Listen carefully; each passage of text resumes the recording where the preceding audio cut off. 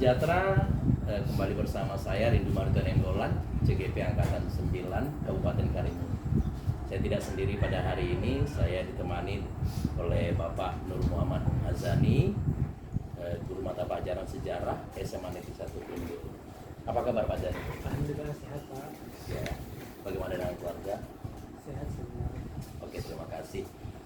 Pada hari ini adapun tujuan saya mengadakan percakapan pasca observasi untuk persiapan Bapak nanti di kelas sebagai guru yang akan saya supervisi, gitu loh Pak. Jadi tujuannya adalah untuk mengetahui dan mengevaluasi sejauh mana pencapaian Bapak dalam proses pembelajaran yang akan Bapak hadapkan pada siswa nantinya. Sebelumnya izinkan saya Pak Zani untuk menyampaikan beberapa pertanyaan. Ya. Yang pertama, pertanyaan saya, apa tujuan pembelajaran yang Bapak sampaikan di kelas nantinya? Secara umum ada tujuan pembelajaran yang akan saya sampaikan. Yang pertama, saya mengharapkan peserta didik dapat menjelaskan tentang materi manusia purba di Indonesia dengan baik dan benar. Kedua, peserta didik juga diharapkan dapat mengidentifikasi manusia purba dengan benar. Dan yang terakhir atau ketiga, peserta didik diharapkan dapat memahami corak kehidupan masyarakat masa praaksara dengan baik dan benar. Oke, terima kasih Pak Zani. Untuk area pengembangan yang kita ketahui itu ada peningkatan pada titik pengetahuan dan ada juga pengembangan pada titik keterampilan. Yang boleh saya ketahui ini, kalau untuk di titik pengetahuannya, pengembangannya apa yang akan menjadi pengharapan Bapak selaku guru mata pelajaran sejarah? Adapun di bidang pengembangan di bidang pengetahuan, saya mengharapkan dapat memberikan gambaran dengan baik dan jelas tentang manusia purba sehingga anak-anak ini dapat menjelaskan ataupun mengartikan apa sih tentang manusia purba ini dan bagaimana kehidupan manusia pada masa yang telah lalu.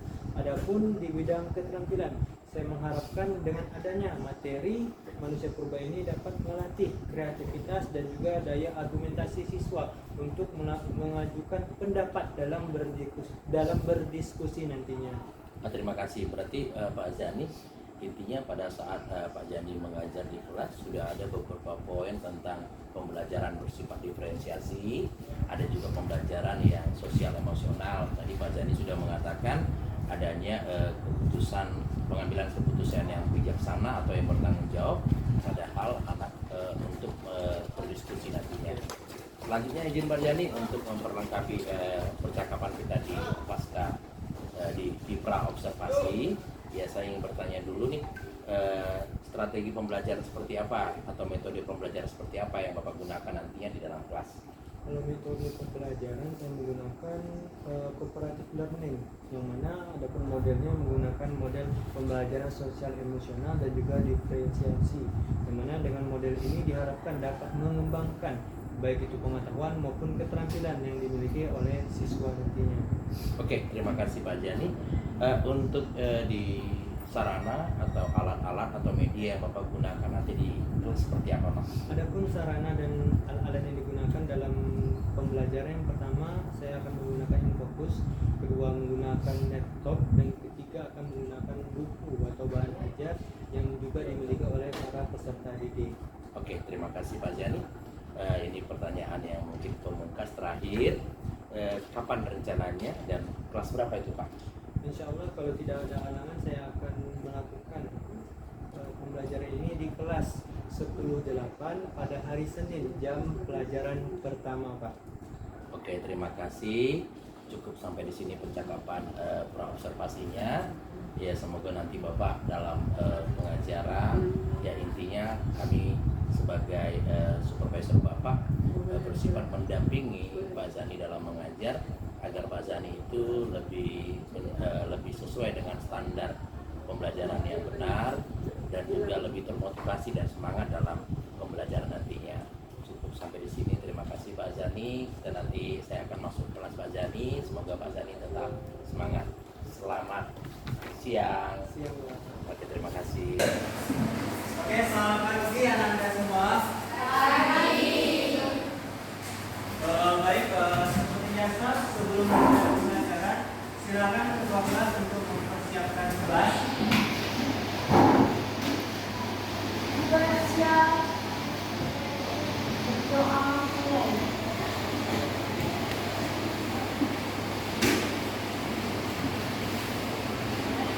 Berdoa mulai. Beri salam. Assalamualaikum warahmatullahi wabarakatuh. Waalaikumsalam warahmatullahi wabarakatuh. Selamat pagi. Baik, kita atensi dulu sebelum mulai pembelajaran. Pertama, Anissa Dwi Lestari, Nur Hidayah, Furzi Lestari, Fortuna, Nur Aziza Busri, Ruby, Dias, Lutfia, Muhammad Ridwan Nurbalis, dan Chelsea. Oh, Chelsea sakit ya hari ini.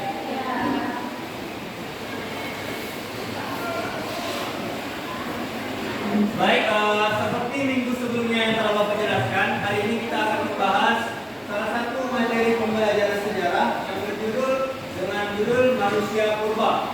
Adapun tujuan pembelajaran dari pembelajaran hari ini, yang pertama adalah peserta didik dapat menjelaskan manusia purba Indonesia dengan benar. Kedua, peserta didik dapat mengidentifikasi manusia purba dengan benar. Dan yang terakhir, peserta didik dapat memahami corak kehidupan masyarakat pada masa praaksara dengan benar. Baik, sebelum memulai pembelajaran, Bapak akan memberi sedikit motivasi agar kita sama-sama bersemangat dalam memulai pembelajaran. Baik, sebelumnya semuanya silakan berdiri. Baik, hari ini kita akan melakukan tepuk semangat kepada Anda semua. Dimohon untuk mengikuti. Baik, 1, 2, 3. Tepuk semangat. Semangat. Semangat. Oke, sekali lagi tepuk semangat. Semangat. Semangat. Baik, sebelum duduk, Bapak ada satu games nih. Mungkin games yang sudah Ananda sekalian kenal atau familiar. Yang pertama bisa dibilang dengan game door, yang mana ketika Bapak bilang door, Ananda sekalian mengelak atau menghindar. Ketika Bapak bilang door, Ananda sekalian bilang tidak kena. Dan ketika Bapak bilang bom, baru Ananda sekalian bilang dah tinggal. Baik, kita mulai. Door.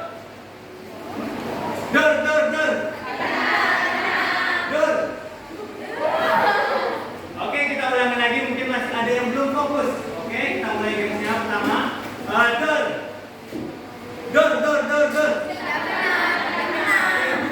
Boom. Oke, pertama untuk kita semua. Baik, Ananda sekalian, seperti yang Bapak bilang sebelumnya, hari ini kita akan membahas materi tentang manusia purba. Dipersilakan kepada Ananda sekalian untuk duduk kembali.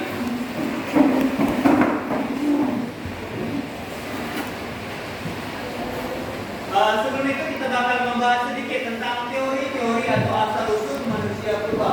Pertama, secara umum teori manusia purba ini terbagi menjadi dua. Pertama, teori of Africa dan teori of Taiwan. Yang pertama, teori of Africa. Menurut teori ini, nenek moyang bangsa Indonesia berasal dari Afrika. Lebih tepatnya berada di tanduk Afrika pada tahun sekitar 4.000 tahun yang lalu. Mereka pun masuk atau melakukan migrasi ke daerah Nusantara yang menurut mereka juga merupakan salah satu penutur dari bahasa Austronesia. Kedua, menurut teori of Taiwan. Menurut teori ini, nenek moyang bangsa Indonesia berasal dari Taiwan, yang mana mereka melakukan migrasi atau berpindah dari satu lokasi ke lokasi lainnya sekitar 5.000 tahun yang lalu. Selain budaya maritim, budaya lain yaitu budaya bercocok tanam juga diperkirakan berasal dari nenek moyang kita yang berasal dari Taiwan ini. Berikut ini adalah beberapa peta sebaran manusia purba yang ada di Indonesia ataupun di dunia. Yang pertama bisa kalian lihat, warna merah adalah menunjukkan warna persebaran manusia purba Homo sapiens. Adapun warna kuning agak gelap adalah merupakan peta persebaran manusia Netherlands. Yang terakhir kuning berwarna cerah adalah peta persebaran dari manusia purba bernama Homo erectus.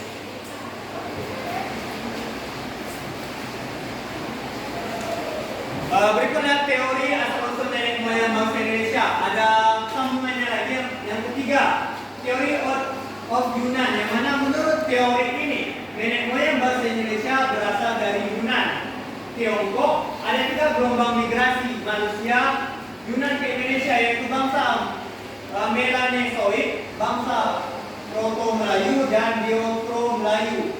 Keempat, teori Nusantara. Menurut teori ini asal usul bangsa Indonesia adalah dari bangsa Indonesia itu sendiri. Orang Indonesia merupakan merupakan keturunan manusia purba Homo sauroensis dan juga Homo wajikensis. Oke, secara umum ada 3 persebaran ataupun jenis manusia purba yang paling umum di dunia, dan juga ketiga manusia purba ini tersebar ataupun ditemukan di daerah Indonesia. Yang pertama, Meganthropus paleojavanicus, kedua, Pithecanthropus erectus, dan terakhir Homo sapiens ataupun Homo. Homo sendiri terbagi menjadi beberapa macam seperti Homo sauroensis, Homo sapiens, dan juga Homo wajikensis. Oke.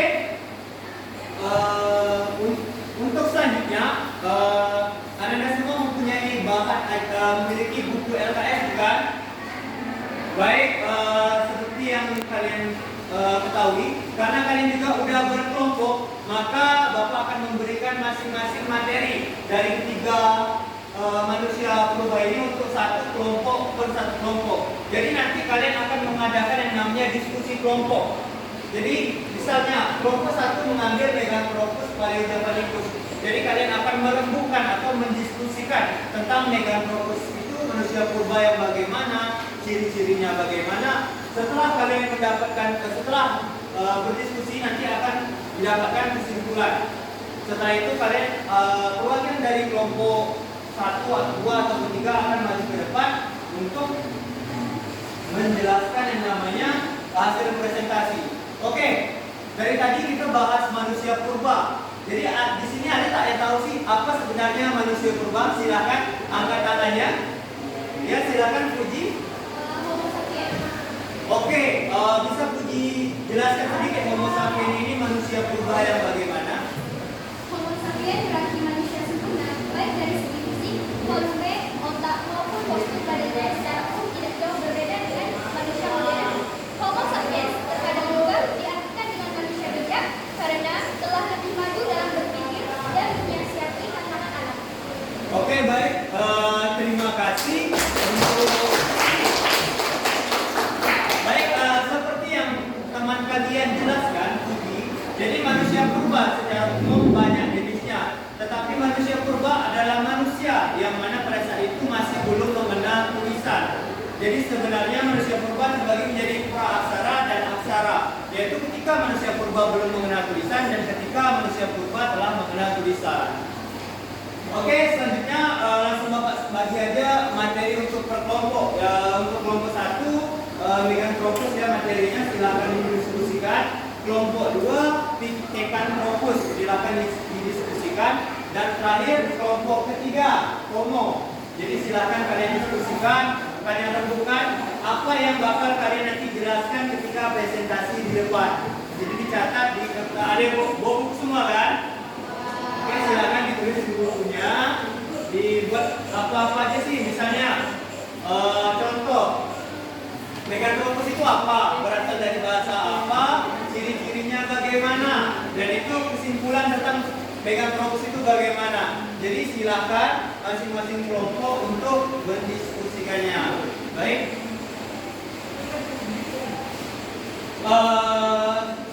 Selagi mendiskusikan ini mungkin ada beberapa hal yang Anda kurang pahami. dipersilakan mungkin untuk ditanyakan seputar materi manusia purba. Mungkin ada yang ingin bertanya, dipersilakan sambil menunggu diskusi kelompoknya selesai.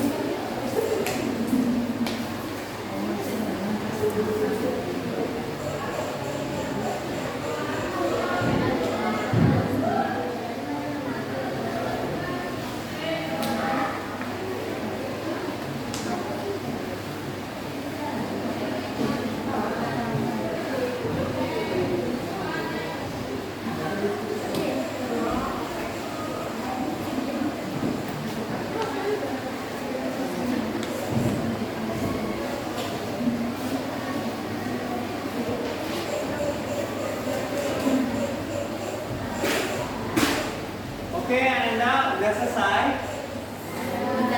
Oke, kalau gitu kita perwakilan ya dari satu kelompok.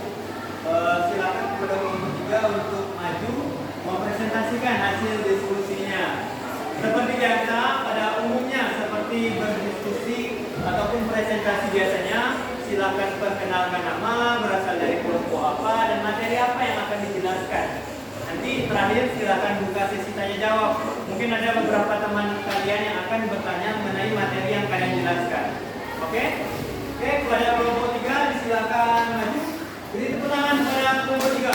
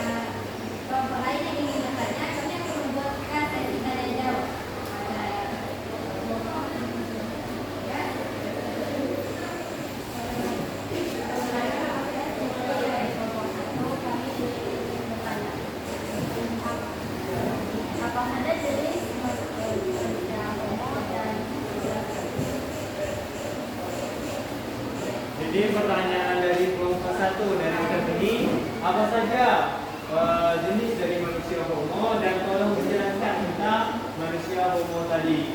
Oke, bisa langsung jawab kelompok penyanyi. Baik, silakan. Waktu yang tepat. Oh, balik dulu.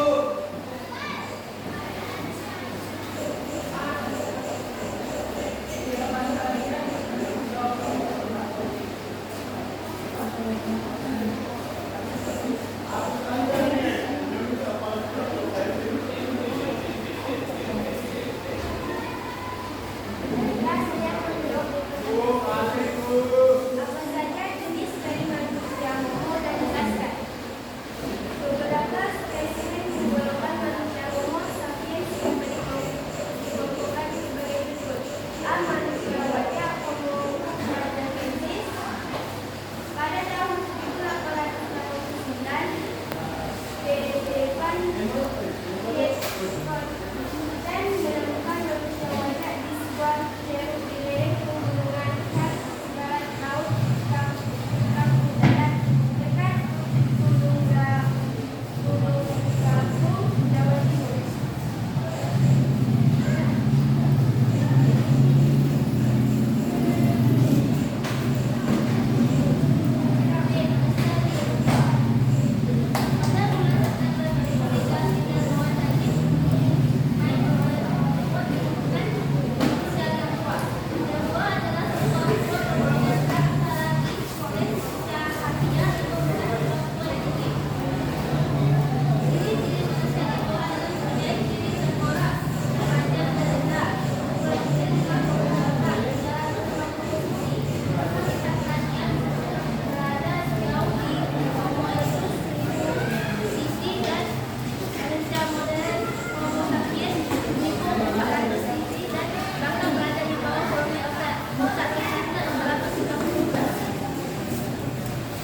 Baik.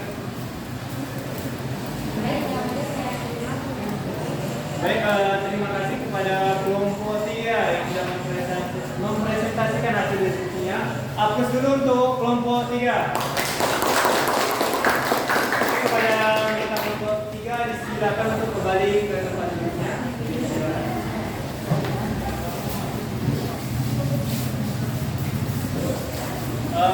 Baik, itu tadi sedikit bahasan mengenai salah satu contoh yaitu manusia purba yang bernama jenis Homo. Yang secara umum mungkin di sini ada yang bisa menarik kesimpulan untuk materi pembelajaran hari ini. Silakan. Bagi Anda yang ingin ya kepada Ananda Ridwan dipersilakan. Manusia purba adalah manusia yang hidup di masa lampau atau yang biasa disebut manusia yang hidup di masa lalu. Baik, aku dulu untuk Ridwan. Jadi benar yang dibilang oleh Ridwan. Jadi manusia purba merupakan manusia yang hidup di masa lalu, yang mana secara lebih lengkapnya manusia purba adalah manusia yang pada zaman dahulu hidup tanpa mengenal yang namanya tulisan maupun cara berpikir yang berbeda dengan manusia modern sekarang. Itu secara umum tentang materi manusia purba. Oke, mengingat waktu juga sudah sampai di ujung, Bapak harap di pertemuan selanjutnya Ananda sekalian masing-masing dapat membuat yang namanya makalah ataupun clipping mengenai manusia purba, dan Ananda juga dapat mempresentasikan ataupun menggunakan bahasa dari bahasa kalian tanpa menggunakan bahasa yang baku dari buku maupun internet. Baik, mungkin itu saja pembelajaran pada hari ini. Bapak tutup dengan Assalamualaikum warahmatullahi wabarakatuh. Waalaikumsalam warahmatullahi wabarakatuh. Selamat pagi.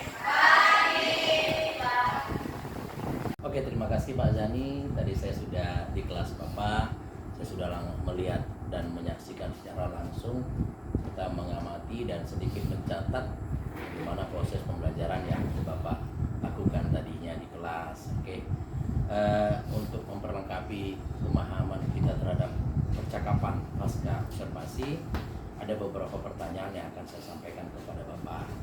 Pak ya. Yang pertama, bagaimana perasaan Pak Zani dengan saya dampingi berada di kelas? Izin Pak. Baik, akan saya jawab.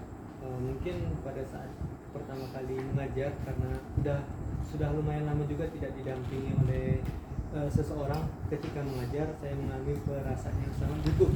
Iya, Pak. Tetapi perasaan itu seiring berjalannya pembelajaran, lambat laun juga mulai menghilang. Oke, terima kasih. Pengharapan kita memang Pak Zani merasa lega, tidak seperti pemahaman yang lama bahwa pada konsep supervisi bukanlah artinya ada hubungan atasan dan bawahan, tapi bagaimana kita menjadi mitra. Terima kasih Pak Zani. Terus izinkan saya bertanya kembali ya Pak ya. Silakan Pak, coba ceritakan kembali tahapan seperti apa yang Bapak telah laksanakan dalam pembelajaran tadi Pak. Baik, pada awal pembelajaran saya masuk di kelas dengan mengucapkan salam kepada siswa, selamat pagi. Langsung setelah itu siswa menyiapkan kelas sambil membaca doa. Setelah membaca doa, saya mengabsensi siswa terlebih dahulu, baru menanyakan bagaimana kabar dari si siswa, apakah dalam keadaan sakit, baik dan lain sebagainya. Dan setelah itu saya menyampaikan terlebih dahulu tujuan yang akan dicapai dari pembelajaran pada hari ini, yang mana hari itu pembelajarannya ada beberapa tujuan. Yang pertama, peserta didik dapat menjelaskan manusia purba di Indonesia dengan benar. Kedua, peserta didik diharapkan dapat mengidentifikasi manusia purba dengan benar. Dan yang terakhir, peserta didik dapat memahami corak kehidupan masyarakat pada masa praksara dengan baik dan benar. Setelah menyampaikan tujuan, saya memberikan sedikit motivasi kepada siswa dengan menggunakan beberapa ice breaking, yang mana memacu untuk siswa agar lebih semangat dan juga fokus. Setelah melakukan ice breaking, saya pun memberikan pemaparan materi terkait dengan manusia purba. Setelah menyampaikan materi, saya juga memberikan kelompok kepada masing-masing siswa, yang mana terbagi menjadi beberapa kelompok dengan materi masing-masing. Setelah adanya kelompok, maka siswa pun ditugaskan dengan poin manusia purba, Meganthropus, Picanthropus, dan juga Homo, yang mana masing-masing siswa mendiskusikan apa saja sih pengertian, ciri-ciri, dan bagaimana cara manusia purba ini bisa bertahan dan sampai punah pada saat itu. Setelah siswa berdiskusi, mereka pun mempresentasikan hasil dari diskusi mereka ke depan. Setelah mempresentasikan, dibukalah sesi tanya jawab, yang mana dipersilakan kepada kelompok lain untuk mengajukan pertanyaan. Setelah itu saya meminta kepada seorang siswa untuk memberikan kesimpulan sebelum pembelajaran ditutup. Setelah itu baru saya melakukan penguatan kembali mengenai materi yang telah diajarkan tadi.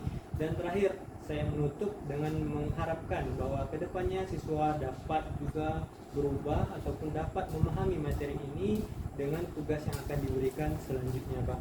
Oke, terima kasih. Sudah sangat lengkap Pak Zani, pemaparan Bapak Zani. Tadi saya di kelas memperhatikan ada proses pendahuluan, intinya persiapan kelas. Bapak cukup baik dalam persiapan kelas. Begitu juga dengan memberikan semangat terhadap anak melalui proses ice breaking. Terus adanya penugasan secara berkelompok melalui diskusi, dan adanya dialog diskusi bersifat pengembangan sosial emosional. Anak disuruh untuk menghargai pendapat orang lain dan memberikan jawaban-jawaban yang bertanggung jawab. Terima kasih Pak Zani. Dan di ending saya tadi perhatikan Pak Zani memberikan penugasan untuk anak-anak yang bersifat berdiferensiasi, terbagi atas penugasan yang bervariasi, ada yang clipping, ada yang poster, dan ada yang makalah. Oke, izin Pak Zani untuk pemahaman yang sudah Bapak sampaikan kepada kami di sini. Saya ingin bertanya nih Pak, kalau boleh, menurut Bapak, apakah sudah berhasil tuh pencapaian Bapak secara maksimal terhadap siswa, terhadap tujuan pembelajaran hari ini? Kalau menurut saya tujuan pembelajaran hari ini sudah berhasil mencapai sekitar 80%, Pak. Siap, 80% ya. Terus izin, kalau seandainya dalam konsep pemenuhan nih, kira-kira masih ada nggak hambatan-hambatan kepada beberapa siswa atau kepada anak, sehingga ada yang saya perhatikan anak-anak tadi masih ada yang tidak fokus gitu Pak. Menurut Bapak di tingkat mana yang perlu kita tingkatkan lagi?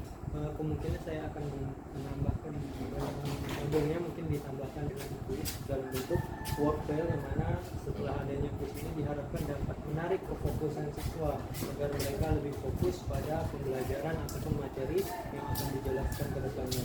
Terima kasih. Jadi Pak Zani mau menambah satu variasi lagi untuk meningkatkan motivasi anak serta fokus anak. Memang ditambah dengan model workwell yang artinya itu berupa kuis ya, yang dimana menarik perhatian anak untuk lebih lagi mungkin menyukai pelajaran sejarah. Karena sebanyak kita tahu memang di momentum pelajaran sejarah kecenderungannya jenuh dan membosankan mungkin. Tetapi saya percaya dengan apa yang tadi Pak Zani buat itu di kelas sudah menjadi hal yang sangat baik untuk peningkatan. Oke, untuk ini mungkin pertanyaan terakhir Pak Zani karena waktu kita juga terbatas. Ya saya hanya pertanyaan terakhir nih Pak Zani untuk rencana ke depan Pak Zani untuk lebih lagi menambahkan suasana di kelas. Ya tadi sudah ditambahkan dengan model pembelajaran.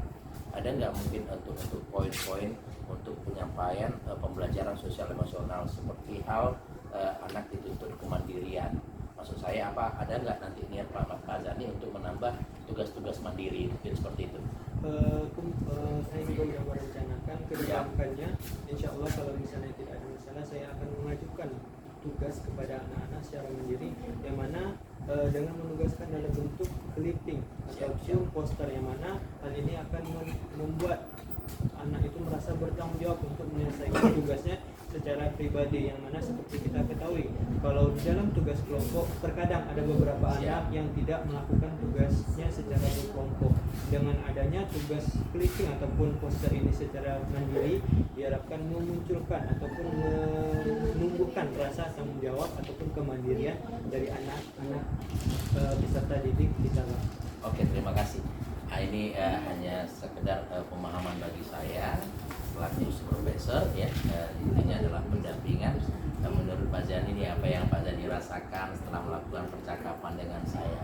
Apa yang Pak Zani rasakan? Perasaannya?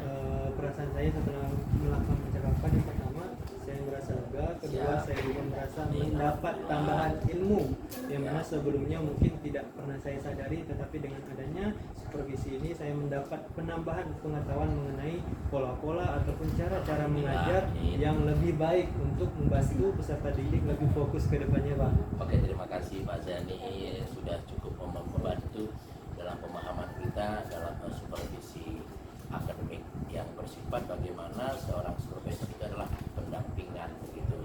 Jadi di next time nih saya masih punya kerinduan untuk bersama-sama Pak Zani lagi melakukan percakapan seperti ini. Next time ada waktu Pak Zani, saya minta kita berbincang-bincang lagi bagaimana kita melakukan peningkatan terhadap kualitas pembelajaran, bagaimana kita berupaya untuk memvariasikan model-model pembelajaran untuk meningkatkan semangat dan motivasi anak. Terima kasih atas kesempatannya, terima kasih atas partisipasinya. Tetap semangat Pak Zani, selalu sehat. Ya, saya akhiri dengan salam sejahtera. Kita bertemu lagi di sesi yang akan datang. Terima kasih Pak Zani. Sama-sama.